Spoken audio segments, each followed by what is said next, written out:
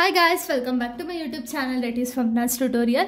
So ನೀವೇನೇ ನನ್ನ ಚಾನಲ್ಗೆ ಸಬ್ಸ್ಕ್ರೈಬ್ ಆಗಿಲ್ಲ ಅಂದರೆ ಪ್ಲೀಸ್ ಸಬ್ಸ್ಕ್ರೈಬ್ ಆಗಿ ವಿಡಿಯೋಸ್ನ ಲೈಕ್ ಮಾಡಿ ಶೇರ್ ಮಾಡಿ ಹಾಗೆ ಕಮೆಂಟ್ ಮಾಡಿ.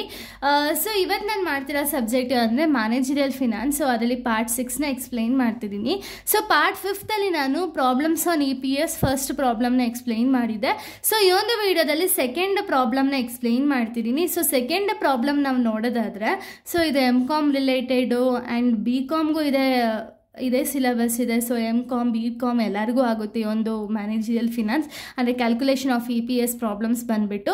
ಸೊ ಸೆಕೆಂಡ್ ಪ್ರಾಬ್ಲಮ್ನ ನಾವು ನೋಡೋದಾದರೆ the following information of a business concern is available who close their books of accounts on December 31st of every year. Calculate EPS and return on equity capital. 10,000 equity shares of ₹10 each and 8 paid up ₹80,000. Next, 10% 12,000 preference shares of ₹10 each, ₹1,20,000. Profit before tax 80,000, income tax 50% ಅಂತ ಹೇಳಿ ಕೊಟ್ಟಿದ್ದಾರೆ. ಓಕೆನಾ? So ಇಲ್ಲಿ ನಿಮ್ಗೆ ಏನೇನೆಲ್ಲ ಡೀಟೇಲ್ಸ್ನ ಕೊಟ್ಟಿದ್ದಾರೆ ಅಂದರೆ so company ಒಂದು ಬಿಸ್ನೆಸ್ ಕನ್ಸರ್ನ್ ಏನಿರುತ್ತೋ ಅದು ಪ್ರತಿ ತಿಂಗಳು ಬುಕ್ಸ್ ಆಫ್ ಅಕೌಂಟ್ಸ್ ಪ್ರತಿ ಇಯರ್ ಬುಕ್ಸ್ ಆಫ್ ಅಕೌಂಟ್ಸ್ನ ಮೇಂಟೈನ್ ಮಾಡ್ತಾ ಹೋಗುತ್ತೆ. ಓಕೆನಾ?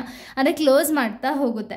ಸೊ ಇಲ್ಲಿ ನಾವೇನು ಮಾಡಬೇಕು ಅಂದರೆ ಅವ್ರು ಕೊಟ್ಟಿರೋ ಇನ್ಫಾರ್ಮೇಷನ್ಸಿಂದ ನಾವು EPSನ ಕಂಡುಹಿಡಿಬೇಕು. ಹಾಗೆ ರಿಟರ್ನ್ ಆನ್ ಕ್ಯಾಪಿಟಲ್ ಆಫ್ ಈಕ್ವಿಟಿನ ನೀವು ಕಂಡುಹಿಡಿಬೇಕಾಗುತ್ತೆ. ಓಕೆನಾ? ನಿಮ್ಗೆ ಎಲ್ಲಿಂದ ಡೀಟೇಲ್ಸ್ನ ಕೊಟ್ಟಿದ್ದಾರೆ, ಇಲ್ಲಿ ಸೇಲ್ಸ್ ರಿಲೇಟೆಡ್ ಎಲ್ಲೂ ಕೊಟ್ಟಿಲ್ಲ, ಬಟ್ ಪ್ರಾಫಿಟ್ ಬಿಫೋರ್ ಟ್ಯಾಕ್ಸಿಂದ ಕೊಟ್ಟಿದ್ದಾರೆ ನೋಡಿ.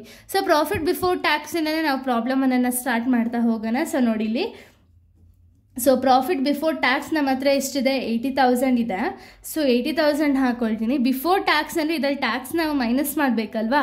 ಸೊ ಇನ್ಕಮ್ ಟ್ಯಾಕ್ಸ್ ಎಷ್ಟಿದೆ ಅಟ್ 50% ಅಂತ ಹೇಳಿದಾರಲ್ವಾ. ಸೊ ಪ್ರಾಫಿಟ್ ಬಿಫೋರ್ ಟ್ಯಾಕ್ಸಿಂದ ನಾವು 50%ನ ತಗೋಬೇಕಾಗುತ್ತೆ. ಅಂದರೆ 80,000 ಇಂಟು 50% ನೀವು ಮಾಡಿದಾಗ ನಿಮಗೆ 40,000 ರೂಪೀಸ್ ಬರುತ್ತೆ. ಅಂದರೆ 80,000ಅಲ್ಲಿ 50,000ನ ನೀವು ಮೈನಸ್ ಮಾಡಿದ್ರೆ ನಿಮಗೆ ಪ್ರಾಫಿಟ್ ಆಫ್ಟರ್ ಟ್ಯಾಕ್ಸ್ ಎಷ್ಟಾಗುತ್ತೆ, 40,000 ಅಲ್ವಾ. ಸೊ ಹಾಫ್ ಆ್ಯಂಡ್ ಹಾಫ್ ನಾವು ತೊಗೊಂಡಿರೋದಷ್ಟೇ. ಸೊ 40,000 ಇದರಲ್ಲಿ ನೀವೇನು ಮಾಡಬೇಕು, ಪ್ರಿಫರೆನ್ಸ್ ಡಿವಿಡೆಂಡ್ನ ಮೈನಸ್ ಮಾಡಬೇಕು ಅಲ್ವಾ.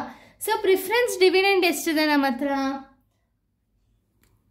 ಸೊ ನೋಡಿ ಕ್ವಶನಲ್ಲಿ ಅವರೇ ಹೇಳಿದ್ದಾರೆ preference dividend 10% 12,000 preference shares of ₹10 each, ₹1,20,000 ಅಂತ.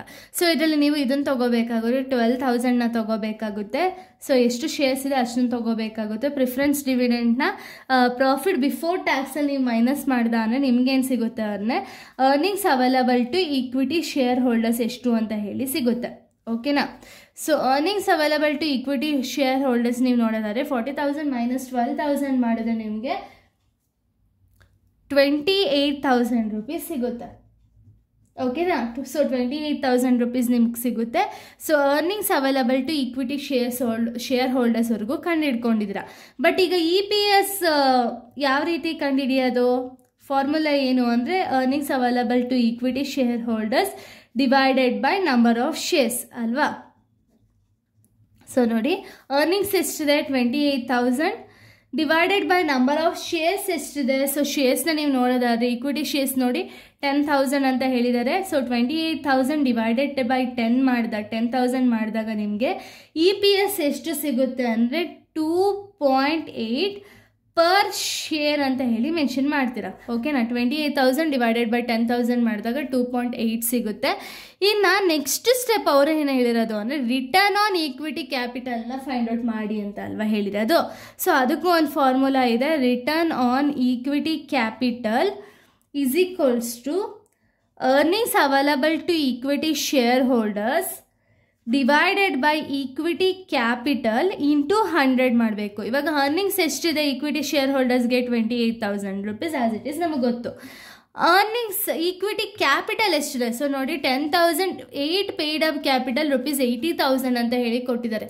ಈಗ ಕ್ಯಾಪಿಟಲ್ ಅಂದರೆ ಏನು, ಅಮೌಂಟ್ನ ಮೆನ್ಷನ್ ಮಾಡ್ತೀವಿ 80,000 ಇಂಟು 100ನ ಮಾಡಬೇಕಾಗುತ್ತೆ. ಇಂಟು 100 ಮಾಡಿದಾಗ ನಮಗೆ 35 ಆನ್ಸರ್ ಬರುತ್ತೆ. ಸೊ ಇದನ್ನು ನೀವು ಪರ್ಸೆಂಟಲ್ಲಿ ಮೆನ್ಷನ್ ಮಾಡ್ತೀರಾ, 35% ಅಂತ ಹೇಳಿ ಮೆನ್ಷನ್ ಮಾಡ್ತೀರಾ. ಓಕೆನಾ? So return on equity capital ಬಂದುಬಿಟ್ಟು 35,000. ಸೊ ಇಷ್ಟು ಸೆಕೆಂಡ್ ಪ್ರಾಬ್ಲಮ್ ಆಗಿದೆ. ಇಷ್ಟೇ ನಿಮ್ಗೆ EPS ರಿಲೇಟೆಡ್ ಕೊಡೋದು. ಓಕೆನಾ. ಸೊ ಇಷ್ಟನ್ನು ಕ್ಯಾಲ್ಕುಲೇಟ್ ಮಾಡಿದ್ರೆ EPS ರಿಲೇಟೆಡ್ ಪ್ರಾಬ್ಲಮ್ಸ್ ಅನ್ನೋದು ಕಂಪ್ಲೀಟ್ ಆಗುತ್ತೆ. ನಾನು ನೆಕ್ಸ್ಟ್ ವೀಡಿಯೋದಲ್ಲಿ ನಾನು ಲಿವರೇಜಸ್ನ ಸ್ಟಾರ್ಟ್ ಮಾಡ್ತಾ ಹೋಗ್ತೀನಿ. ಓಕೆನಾ. ಸೊ ಲಿವರೇಜಸ್ಸಲ್ಲೂ ಕೂಡ 3 ಟೈಪ್ಸ್ ಇದೆ. ಸೊ 3 ಟೈಪ್ಸು ಕೂಡ ನಿಮಗೆ ಪ್ರಾಬ್ಲಮ್ಸ್ ಅನ್ನೋದು ಸ್ಟಾರ್ಟ್ ಆಗ್ತಾ ಹೋಗುತ್ತೆ, ಅದನ್ನು ನಾನು ಎಕ್ಸ್ಪ್ಲೈನ್ ಮಾಡ್ತಾ ಹೋಗ್ತೀನಿ. ಸೊ ಇಲ್ಲಿಗೆ ಈ ಒಂದು ವಿಡಿಯೋ ಅನ್ನೋದು ಕಂಪ್ಲೀಟ್ ಆಗುತ್ತೆ. So thank you guys, thanks for watching.